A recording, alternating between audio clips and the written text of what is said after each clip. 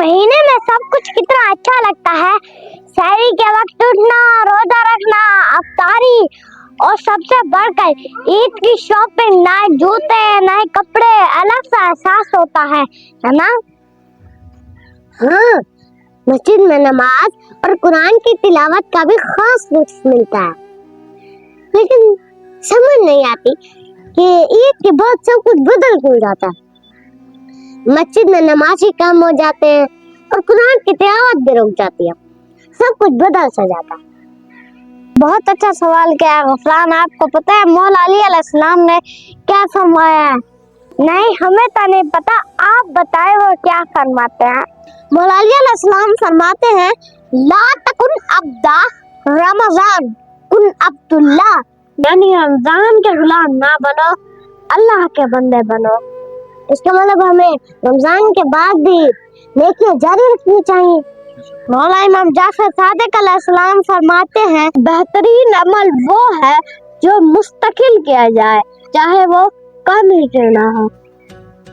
लेकिन रमजान के बाद तो लोग मस्जिद आना कम कर देते हैं।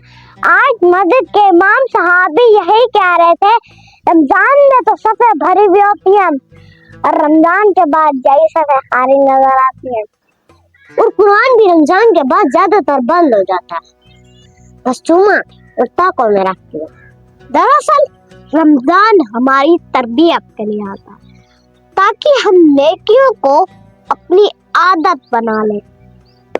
अगर हम रमजान में नेक बन सकते हैं तो पूरा साल क्यों नहीं। अब ये तो हम पर ही मुनहसर है कि हम रमजान के बाद भी अच्छे अमाल जारी रखते हैं या नहीं।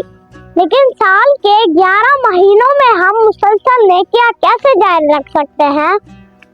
खुद से ये अहद करके हम नेकियों के सिलसिले को अपनी आदत बना सकते हैं। अहद कैसे?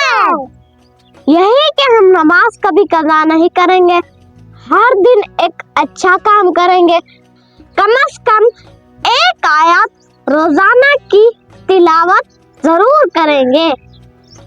मौला अली अलैहिस्सलाम फरमाते हैं कि घर वो नहीं होता जिसकी दीवारें ऊंची हो, बल्कि घर वो होता है जिसमें कुरान मजीद की तिलावत की जाए और अल्लाह ताला का जिक्र किया जाए।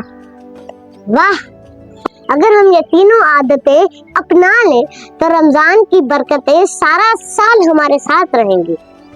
लेकिन अगर हम भूल जाए तो यही तो आजमाइश है भाई। क्या हम दूसरे महीनों में भी ऐसे रह सकते हैं जैसे माह रमजान में रहते हैं?